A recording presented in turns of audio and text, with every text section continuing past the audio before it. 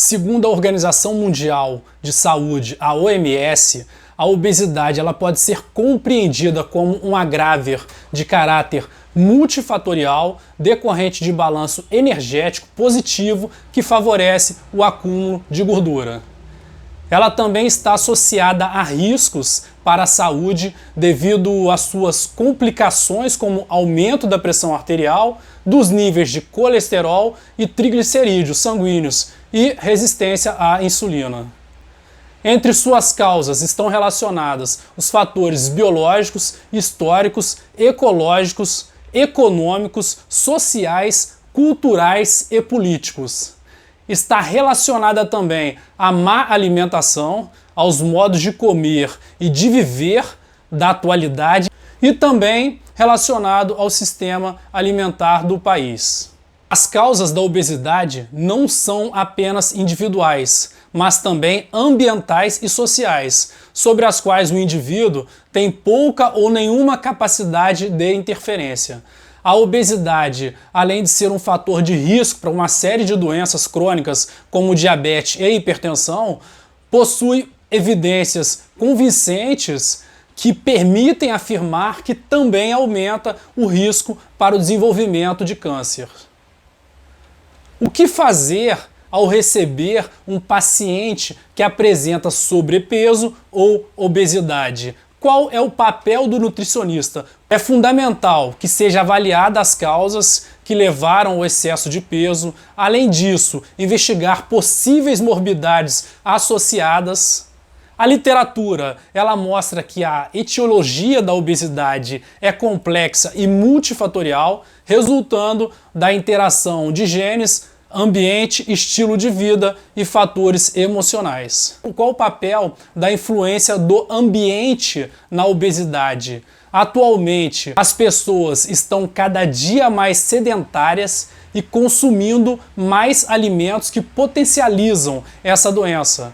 A facilidade em pedir comida com alto teor calórico por aplicativos e a ociosidade influenciada por aparelhos eletrônicos são grandes responsáveis pelo aumento da obesidade em diferentes populações.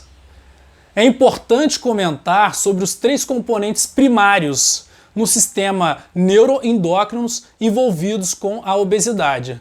O sistema aferente, que envolve a leptina e outros sinais de saciedade e de apetite de curto prazo, a unidade de processamento do sistema nervoso central e o sistema eferente, um complexo de apetite, saciedade, efetores autonômicos e termogênicos, que leva ao estoque energético.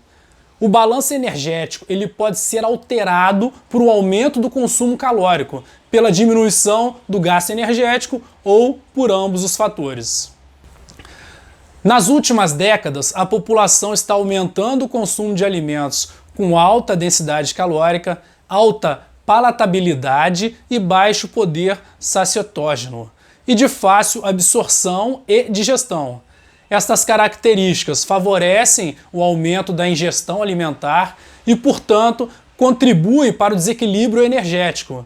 Além disso, a diminuição do número de refeições realizadas em casa, o aumento compensatório da alimentação em redes de fast food e o aumento do tamanho das porções, maiores que normais, levam ao aumento do conteúdo calórico de cada refeição. Outros fatores também podem contribuir com esse ganho de peso, como a menopausa, o tabagismo e a utilização de álcool.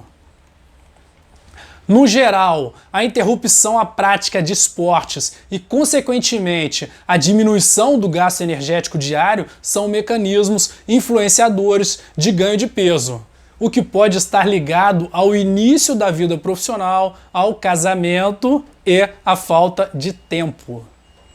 E qual o papel da genética? A genética ela pode influenciar no ganho de peso e, além disso, está associado com diversas doenças precoces na infância.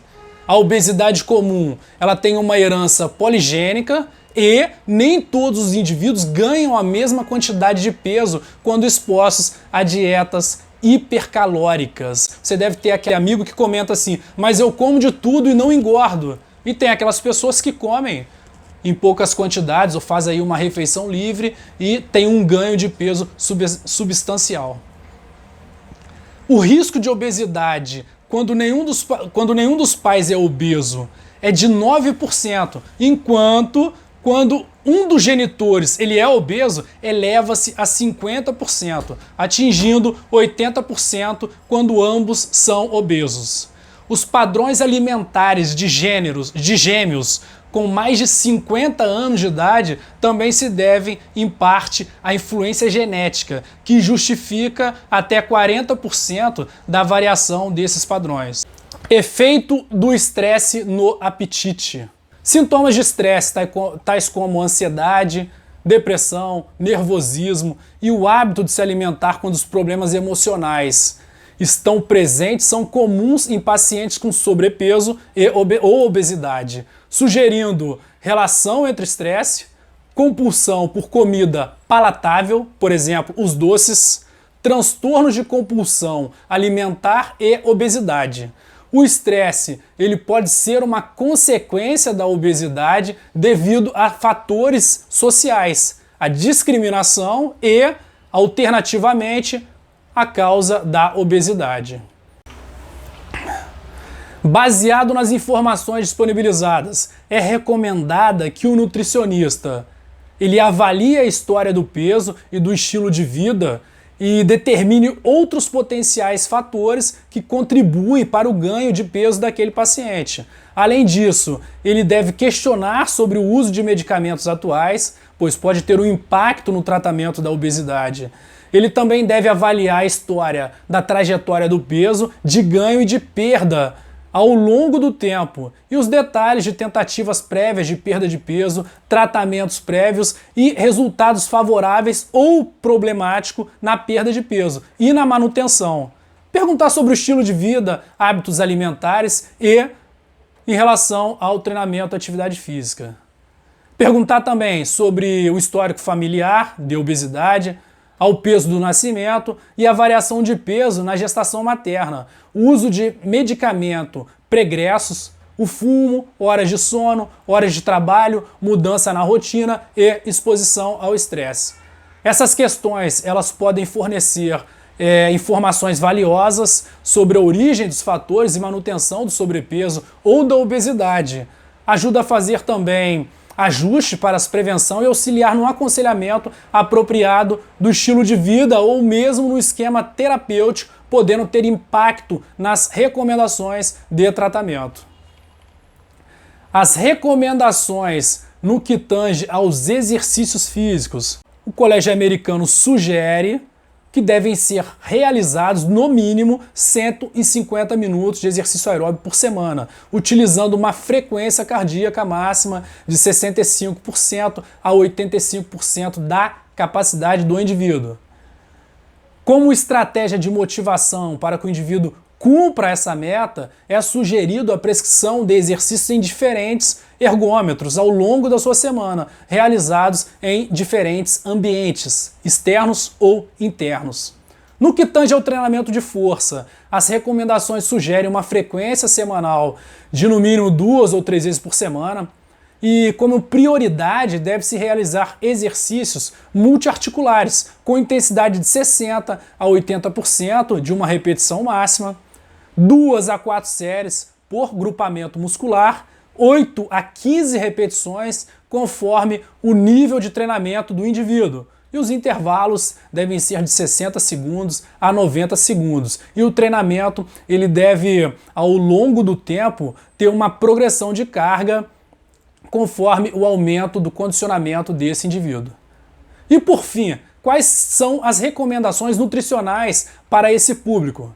Apesar de não haver controvérsia sobre o fato de que o balanço energético negativo causado por redução na ingestão calórica ela resulte em diminuição da massa corporal, há muita divergência sobre a melhor maneira de promover essa redução de consumo de calorias. Antes de discutir essas maneiras, deve-se enfatizar alguns pontos importantes. Em primeiro lugar, o tratamento dietético é mais bem sucedido quando aliado a um programa de modificação comportamental que envolva aumento do gasto energético, que promova um balanço energético negativo. Para o sucesso do tratamento dietético, deve-se manter mudanças na alimentação por toda a vida. Uma dieta planejada individualmente para criar um déficit de 500 a 1000 calorias deve ser parte integrante de um programa de perda de peso, objetivando uma diminuição de 0,5 a 1 kg por semana com metas realistas. Dietas com baixas calorias, com 1000 a 1200 calorias por dia, reduzem em média 8% do peso corporal em 3 a 6 meses, com diminuição de gordura abdominal e com perda média de 4%. Ao longo de todo o tratamento. As dietas com baixas calorias, com 400 a 800 quilocalorias por dia, elas produzem uma perda maior de peso, né, a longo prazo. No entanto, devem ser evitadas devido à baixa aderência. Algumas dietas de emagrecimento são nutricionalmente corretas e consistem em bons hábitos alimentares. Em contrapartida, outras se apresentam como dietas milagrosas, que encorajam práticas irracionais, algumas vezes perigosas, e passam a ser feitas pela população devido à promoção da mídia ou porque são praticadas por celebridades. Não há nenhuma evidência científica de longo prazo sobre a efetividade dessas dietas, sem que se estabeleça um balanço energético negativo. Na percepção popular, a velocidade e a quantidade de perda de peso geralmente se confundem com o sucesso da dieta. Deve-se medir esse sucesso pela condição e se atingir e manter perda de peso clinicamente significativa. Conclusão: o objetivo da intervenção é melhorar a saúde do paciente através da prevenção ou da melhora das complicações relacionadas à perda de peso. Embora a perda de peso seja importante, não se deve ter o foco no tratamento da perda de peso corporal por si só.